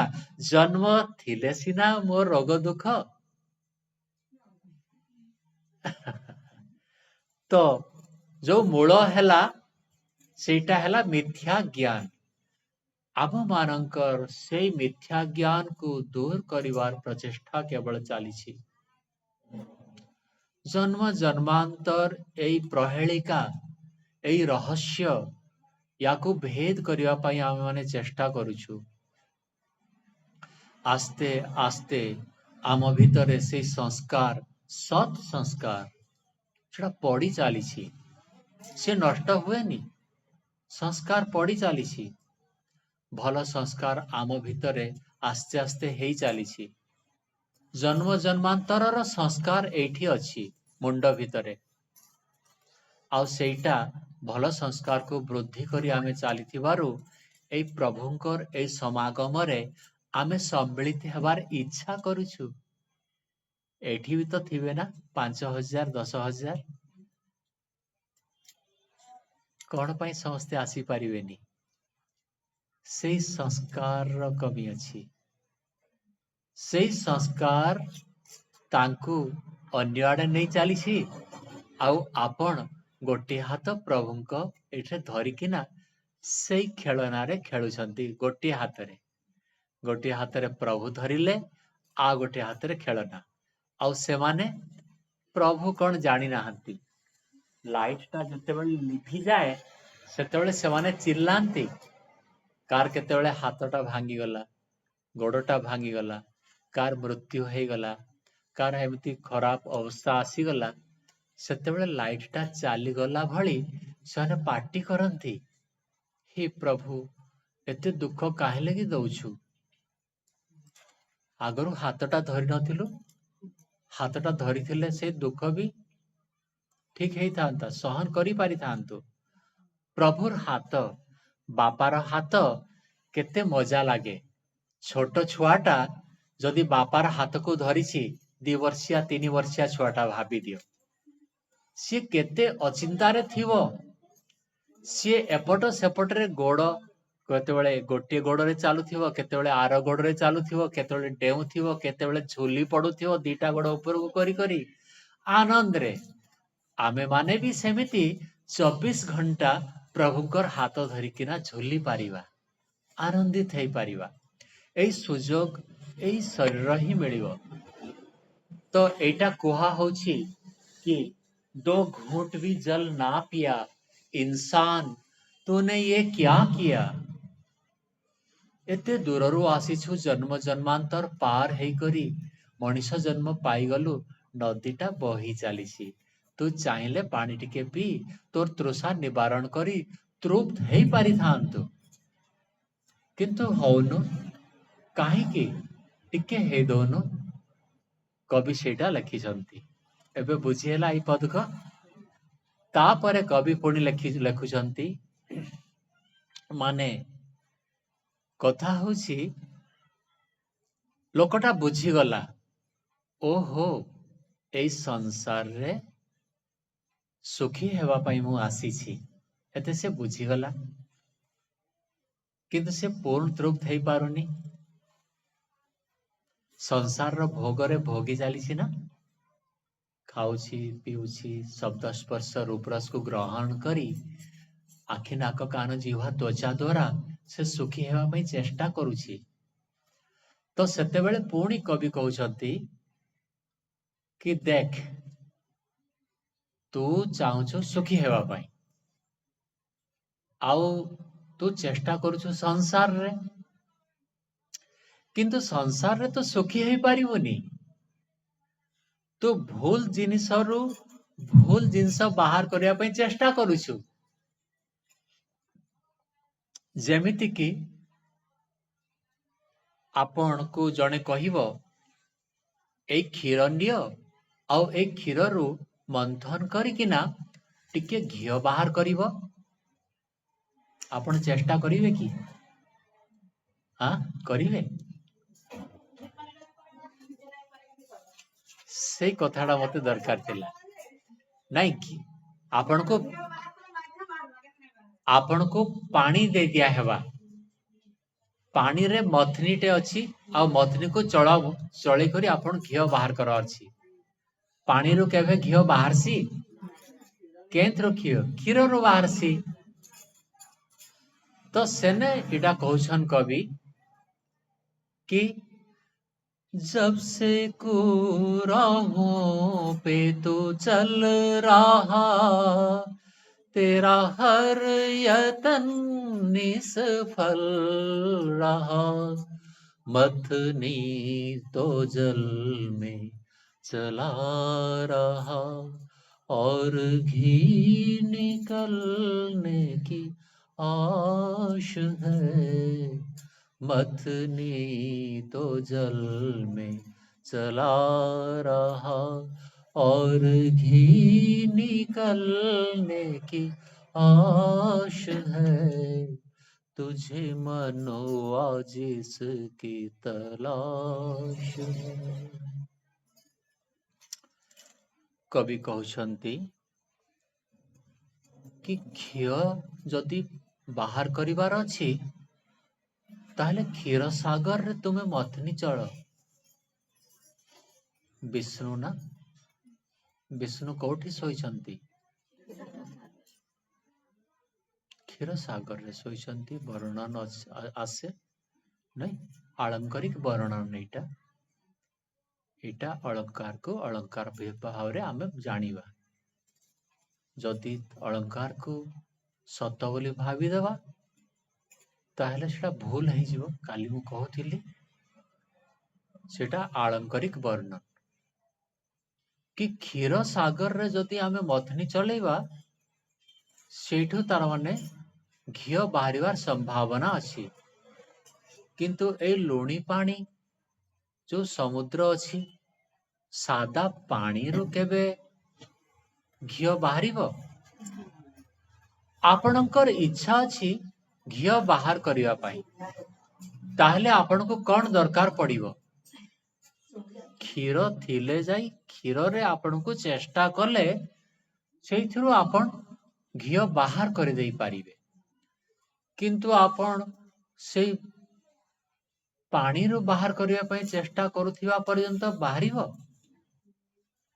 आपण सेमिति करि चाली छंती बोली कहउछि से कहउछि कि संसार रे तुमे केमिति सुखी हेइ जीवो संसार रे कुत्रापि को अपि सुखी नह ए संसार रे केही मध्य कोनसी जगह रे सुखी नाही एमिति जगह रे तुमे कोआडर ढेला केमिति सुखी हेइ जीवो ए संसार रे चेष्टा करी कि ना इंजीनियर हबो डॉक्टर हेबो बिजनेसमैन हेबो राजनीतिक हेबो राष्ट्रपति हेइ जीवो प्रधानमंत्री हेइ जीवो हेइ पारिबो किंतु सुखी हेइ पारिबोनी से कहउछि कुत्रापि कोपि सुखी न केही मध्य कोनसी जगह रे ए संसार रे सुखी नाहंती तू काहे की चेष्टा करूछु कवि कहि चाली छथि एई कथाटा आमे जदि ए संसार रे सुखी हेबा पई चेष्टा करिवा एटा ठीक सेमिति कथा जेमिति कि घिओ पाइबा पई पानी रे आमे चेष्टा करूछु संसार रे आमे सुखी हेबा पई चेष्टा न करी आध्यात्मिक जगत रे आमे सुखी हेबा पई चेष्टा करिवार थिला आध्यात्मिक जगत रे आमे जदि आमे चेष्टा करिवा कर्म करिवा प्रवचन करिवा सुनिबा कहिबा ताहेले दान देबा मंदिर को जाइकिना परमात्मा के साथ ध्यान करिवा घरे ध्यान करिवा सत्संग करिवा एई सब रीति रे सुखी हेइ पारिबो किंतु सेमिति मनुष्य करूनी जदि करूनी ताहले से केबे भी सुखी हेइ पारिबो नाही काहे कि ना पानी रो घिओ बाहरिबो नाही संभव नहे तो आमे सेमिति चेष्टा करिवा अनुचित कि एई बाहर विषय सुखी हेइ जीवा बोली सुखी आमे भितरे थाई सुखी हेइ जीवा जोटा कि प्रथम रो मु किछि कहिथेली कि आम भितरे प्रभु अछंती ଆଉ ଆମେ ନିଜେ ବି ଏଇ ଭିତରେ ଅଛୁ, ଆମେ ବାହାରେ ନାହୁଁ, ଏଇ ବାହାରେ ନାହୁଁ। ତ ସେଥିପାଇଁ ଆମେ ଆଭ୍ୟନ୍ତର ଗତିରେ ଆମର ଚେଷ୍ଟା ସଫଳ ହେବାର ସମ୍ଭାବନା ଅଛି। ଏଇ ଜନ୍ମରେ ନ ହେଉ, କିନ୍ତୁ ରାସ୍ତାଟା ସେଇଠି। ଆମେ ଭିତରକୁ ହିଁ ପଶିବା, ଭିତର ବିଷୟରେ ହିଁ ଜାଣିବା। ତ ଯଦି ଏଇ ଧାରଣା ହିସାବରେ ଆମେ ମାନେ ଚେଷ୍ଟା କରିବା, ତାହେଲେ ସୁଖୀ ହେବାର ସମ୍ଭାବନା ଅଛି। ଆଉ ଆମେ ସୁଖୀ ହେଲେ, ଆମେ ଦିଆ ଅଛି ନା, ଅନେକ ଦିଆ ଅଛି, ଲିଭିଥିବା ଦିଆ ବ୍ୟବହାର କେମିତି ହେବ? ସେଥିରେ ଉଜାଳା ଆସୁନି, ଗୋଟିଏ ଦିଆ ଜଳିଗଲା। ଆପଣ ଜାଣିପାରିଲେ ପ୍ରଭୁ ଏମିତି ମିଳିବେ। ଆପଣ ଜାଣିଗଲେ ଗୋଟିଏ ଦିଆ ଜଳିଗଲା, ତାହେଲେ ପାଖ ପଡୋଶର ଆଉ ଗୋଟେ ଦିଆକୁ ଆପଣ ଜଳେଇ ପାରିବେ। ଆପଣ ତାକୁ ପୁଣି ଜଣେଇ ପାରିବେ କି ଏମିତି ଏମିତି କର, କହିପାରିବେ ନା? ତାପରେ ସେଇ ଦିଆ ଆଉ ଗୋଟେ ଦିଆକୁ, ଏମିତି ହିସାବରେ ସବୁ ଦିଆ ଜଳିଗଲେ ଏଇ ସଂସାରର ଅବିଦ୍ୟା ରୂପକ ଅଜ୍ଞାନତା ନଷ୍ଟ ହେଇଯିବ। କିନ୍ତୁ କଥା ହଉଛି, ଏଇ ସଂସାରର ପାଇଁ ଆମେ ଜଳିବା ନା ନିଜ ପାଇଁ ଆମେ ଜଳିବା? ଟର୍ଚ୍ଚଟା ନିଜ ପାଇଁ ଆମେ ରଖିବା, ନାଇଁ କି? ଆଉ ସଂସାର ସେଇଥିରେ ଆସୁ, କେହି ଲୋକ ଆସନ୍ତୁ, ଚାଲି ଯାଆନ୍ତୁ, ଅସୁବିଧା କିଛି ନାହିଁ। ଆମେ ତାଙ୍କୁ ସ୍ୱାଗତ କରୁଛୁ, ସେମାନେ ଆସନ୍ତୁ। ପ୍ରଥମ କାମ ହେଲା, ଯଦି ଆଲୋକିତ ଅନ୍ୟମାନଙ୍କୁ କରିବାର ଅଛି, ତାହେଲେ ପ୍ରଥମ କାମ ହେଲା ନିଜେ ଜଳିବା, ନିଜେ ଦୀପ ହିଁ ଜଳିବା। ଆମେ ସେଇ ଚେଷ୍ଟା, ସେଇ ତପସ୍ୟା, ସେଇ ମାନେ ପରମାତ୍ମାଙ୍କର ଆରାଧନା ଆମେ ନିଜେ କରିସାରିଲା ପରେ, ତାପରେ ତାକୁ ଦେଖି ସେଥିରୁ ଅନ୍ୟମାନେ ଲାଭାନ୍ୱିତ ହେବେ। ଲାଭାନ୍ୱିତ ଅନ୍ୟମାନଙ୍କୁ କରିବା ପାଇଁ ମୁଁ ଚେଷ୍ଟା କରୁନି। ଅନ୍ୟମାନଙ୍କୁ ଲାଭାନ୍ୱିତ କରିବାର ମୋର ଲକ୍ଷ୍ୟ ହିଁ ନୁହେଁ। ମୁଁ ନିଜେ ଲାଭାନ୍ୱିତ ହେଲେ, ଅନ୍ୟମାନେ ଲାଭାନ୍ୱିତ ଯଦି ହେଇଯାଉଛନ୍ତି, ସେଥିରେ କ୍ଷତି କ'ଣ ଅଛି? କ୍ଷତି କିଛି ନାହିଁ। କିନ୍ତୁ ମୋର ଲକ୍ଷ୍ୟ ଏଇ ସଂସାରକୁ ସୁଧାରିବା ନୁହେଁ। ଚାହେ ଆପଣ ସ୍ୱାମୀ ହୁଅନ୍ତୁ, ଚାହେ ଆପଣ ସ୍ତ୍ରୀ ହୁଅନ୍ତୁ, ଚାହେ ଆପଣ ବାପା ହୁଅନ୍ତୁ, ଚାହେ ଆପଣ ମା ହୁଅନ୍ତୁ, ନା, ମା ଆଉ ବାପାର କର୍ତ୍ତବ୍ୟ ବିଶେଷ ଥିବାରୁ ସେଇ ଦାୟିତ୍ୱଟା ଅଛି। ଏଇ ସମ୍ବନ୍ଧଟା ଟିକେ ଦୀର୍ଘସ୍ଥାୟୀ ଥିବାରୁ ସେଠିକି ବିଶେଷ ଦାୟିତ୍ୱ ଅଛି। କିନ୍ତୁ ବାହାର ଲୋକ ସୁଧୁରିବେ, ଏଇ ଇଚ୍ଛା ମନରେ ପୋଷଣ କଲେ ଆପଣ ଦୁଃଖ କଷ୍ଟରେ ଜର୍ଜରିତ ହେଇ ଚାଲିବେ। ଏମିତି କରିବାଟା, ଏମିତି ଭାବିବାଟା, ସେଟା ଭ୍ରାନ୍ତି ଧାରଣା। କୁକୁର ଲେଞ୍ଜଟା ବଙ୍କା ହେଇଗଲା, ସେଇଠୁ ଭୁଲ ହେଇଗଲା ମୋର ବୋଲି ବ୍ରହ୍ମାଜୀ ଭାବିଲେ। ତାକୁ ମୁଁ ସିଧା କରିବାର ଥିଲା ବୋଲି ଭାବିଲେ। ତାପରେ କୁକୁର ଲାଞ୍ଜରେ ଗୋଟେ ନଳ ପୂରେଇକିନା 12 ବର୍ଷ କାଳ ରଖିଲେ ସିଧା କରିବା ପାଇଁ। ତାକୁ ପୁଣି ଟାଣିଦେଲେ, ସେ ଯେନ୍ଟାକେ ସେଟା ହେଲା। ସେଟା ଯେମିତିକୁ ସେମିତି ହେବ। ଏଇ ସଂସାରଟା ଯେମିତି ବର୍ତ୍ତମାନ ଆପଣମାନେ ଦେଖୁଛନ୍ତି, ଠିକ ସେମିତି ସେ ରାମ ରାଜ୍ୟରେ ବି ଥିଲା। ରାମ ରାଜ୍ୟରେ ଯେମିତି ସଂସାର, ଏବେ ବି ସେମିତି ସଂସାର, ସବୁଦିନ କୁକୁର ଲାଞ୍ଜ ଭଳି ବଙ୍କା। ଏବେ ଲୋକମାନେ ଦୁଃଖ ଦଉଛନ୍ତି, ତାହେଲେ କ'ଣ ରାବଣ ସୁଖ ଦଉଥିଲା କି? ଅସୁର ମାନେ ଆସୁଥିଲେ, ହବନ କରି ଦଉନଥିଲେ, ସେଇଠି ପାଣି ଢାଳି ଦଉଥିଲେ, ଖାଇ ଦଉଥିଲେ, ମାରି ଦଉଥିଲେ। ତ ସେତେବେଳେ ଭଲ ଥିଲା ନା ଏବେ ଭଲ? ଏବେ ତ ବଞ୍ଚିକିନା ରହୁଛୁ ଆମେ, ଏବେ ଟିକେ ହେଲେ ବଞ୍ଚିକିନା ରହୁଛୁ, କେହି କାହାକୁ ଅସୁବିଧା କରୁନାହାନ୍ତି ବିଶେଷ। କିନ୍ତୁ ଏଇ ଜଗତର ସ୍ଥିତି ସେଇ ସମାନଟା। ଜଗତ ଚାଲିଛି, ଯିଏ ଗତି କରେ ତାକୁ ଜଗତ କୁହା ହୁଏ। ତ ଏଇ ଜଗତ ଗତି କରି ଚାଲିଥିବ, ଆମର ଜନ୍ମ ମରଣ ହେଇ ଚାଲିଥିବ। ଏଇ ଜଗତ ଉପରେ ଆପଣଙ୍କର ନିଘା ରଖିବାର ନାହିଁ। ଜାଣନ୍ତୁ କି ଜଗତ ପରିବର୍ତ୍ତନଶୀଳ, ପରିବର୍ତ୍ତନ ହବ। ଯେବେ ପରିବର୍ତ୍ତନ ହବ, ଭଲ ଭୁଲ ହଉ, କିନ୍ତୁ ପରିବର୍ତ୍ତନ ହଉଥିବାରୁ ତାକୁ ଜଗତ କୁହାହଉଛି। ସେ ଗତି କରି ଚାଲିଛି। ମୋର କାମ ହେଲା ଏଇ ଜଗତକୁ, ଏଇ ସଂସାରକୁ ସାଧନ ଭାବିକିନା ବ୍ୟବହାର କରି ମୁଁ ମୋର ଲକ୍ଷ୍ୟ କଣ? ମୋକ୍ଷ ପ୍ରାପ୍ତି। ମୋର ଲକ୍ଷ୍ୟ ହେଲା ମୋକ୍ଷ ପ୍ରାପ୍ତି ପାଇଁ ମୁଁ ଧାଇଁ ଚାଲିଥିବି। ଭୋଗାପବର୍ଗାର୍ଥମ୍ ଦୃଶ୍ୟମ୍, ଏଇଟା ଗୋଟେ ସୂତ୍ରଟା। ଟିକେ ଟିକେ ଆପଣ ବି ଶୁଣନ୍ତୁ।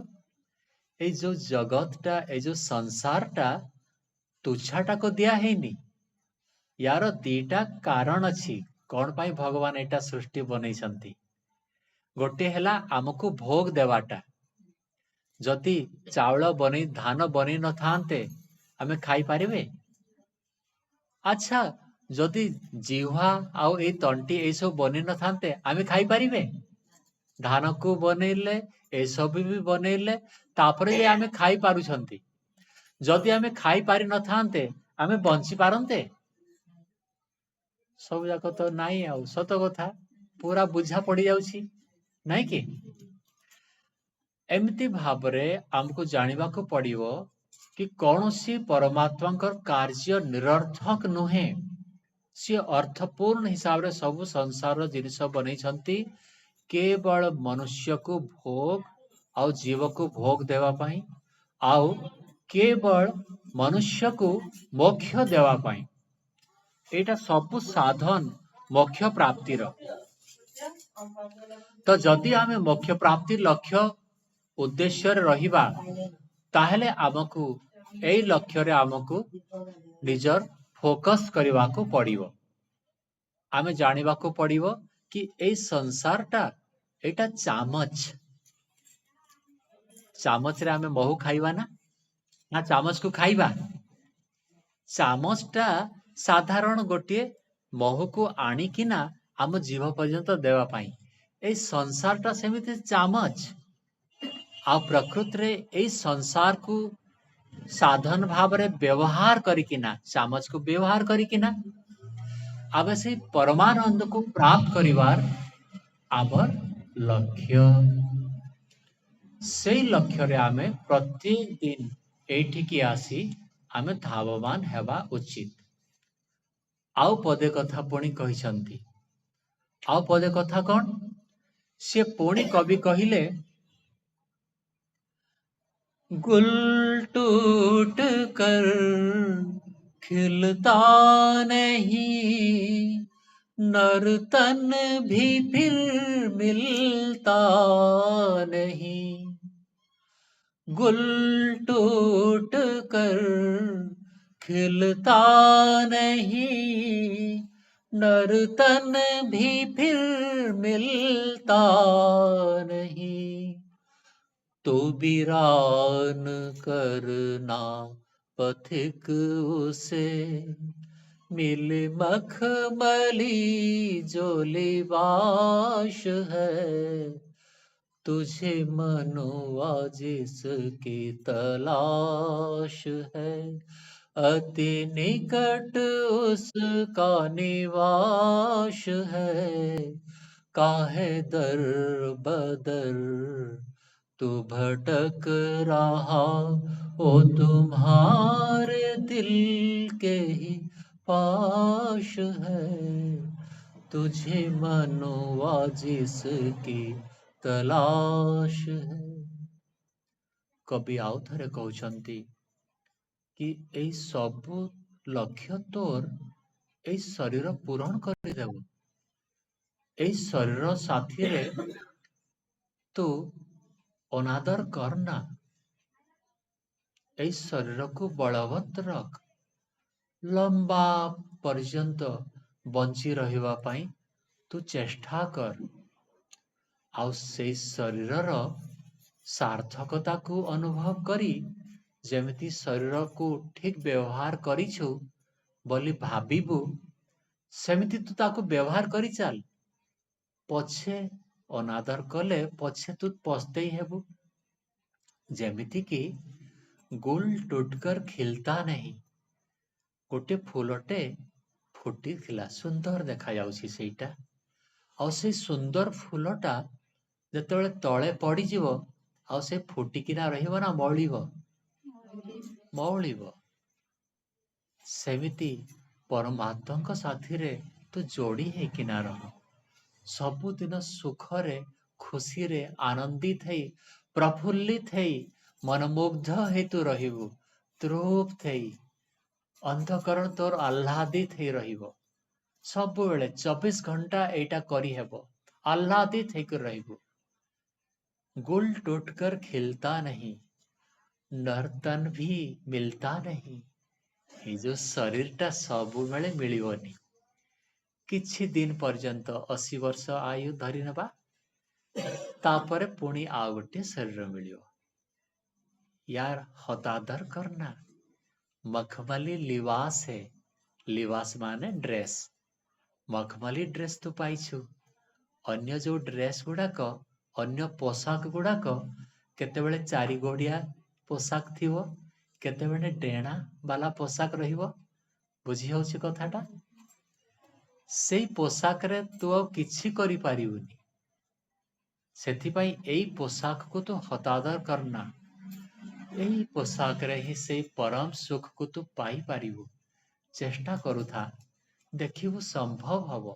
ନିଶ୍ଚୟ ତୁ କରିପାରିବୁ ଏଇଟା। କବିଙ୍କର କେମିତି ଭାବନା, ଏମିତି ହିସାବରେ କେତେ ସୁନ୍ଦର ସୁନ୍ଦର କଥା ଗୁଡାକ ସେ କବି ଗୁଡାକ ଲେଖି ଦଉଛନ୍ତି। ଆଉ ତାକୁ ଆମେ ପଢି ପଢି କିଛି କିଛି ଚେଷ୍ଟା କରିବା। ଆଉ ମୋର ଗୋଟିଏ ଭଜନ କିଛିଟା ସିରିଏଲ ଅଛି, ମୁଁ ଆପଣମାନଙ୍କୁ କହୁନଥିଲି। ସେଇଟା ହେଲା ପ୍ରଭୁ ଦର୍ଶନ ବୋଲି ଗୋଟିଏ ଚ୍ୟାନେଲ ଅଛି, ୟୁଟ୍ୟୁବରେ ଆପଣମାନେ ଫୋନରେ ପାଇଯିବେ। ପ୍ରଭୁ ଦର୍ଶନ ଲେଖିବେ ଆଉ ଜ୍ୟୋତି ପ୍ରକାଶ ଲେଖିବେ, ତାହେଲେ ସେଇଟା ୟୁଟ୍ୟୁବରେ ବାହାରୁଛି। ସେଇ ଚ୍ୟାନେଲରେ ଆପଣ ସବସ୍କ୍ରାଇବ କରିଦେବେ, ତାହେଲେ ସେଇଟା ସବୁବେଳେ ସାମ୍ନାକୁ ପଳେଇ ଆସୁଥିବ।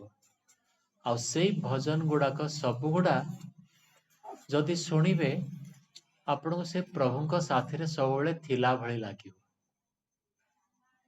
ଆସ୍ତେ ଆସ୍ତେ, କିଛି ଧୁମ ଧଡକା ନାହିଁ। ଆପଣମାନଙ୍କୁ ବି ସେଇଟା ଖୁସି ଲାଗିପାରେ, ସେଥିପାଇଁ ଟିକେ ମୁଁ ନିଜ ବିଷୟରେ କହିଦେଲି। ଏଟା ଆପଣଙ୍କୁ ସହାୟତା ହେବ, କାହିଁକି ନା ମୁଁ ଗଲା ପରେ ଆପଣମାନେ ପୁଣି ଦୁଃଖୀ ହେବେ ଜଣା ପଡୁଛି। ଆସ୍ତେ ଆସ୍ତେ ସେଇ ପ୍ରଭୁଙ୍କ ନିକଟତର କେମିତି ହେଇପାରିବେ, ସେଇ ଇଚ୍ଛା ମୋର ବି ରହୁଛି। ଆପଣମାନେ ଏତେ ଚେଷ୍ଟା କରି କରୁଛନ୍ତି, ଆପଣଙ୍କର ଦୈନନ୍ଦିନ ଯୋଉ ସାଧନା, ସେଇଟା ନିଶ୍ଚୟ ସଫଳ କରିବେ ଭଗବାନ। ସ୍ୱାଭାବିକ ଭାବରେ ସଫଳ କରିବେ। ତାଙ୍କୁ ଆଶ୍ରିତ ହୁଅନ୍ତୁ। ଏମିତି ଲୋକ ଆସୁଥିବେ ଯାଉଥିବେ, ହେଲା। ଠିକ ଅଛି, ଆଜି ଏମିତି ଆମେ ଶାନ୍ତି ପାଠ କରିଦେବା। ଓ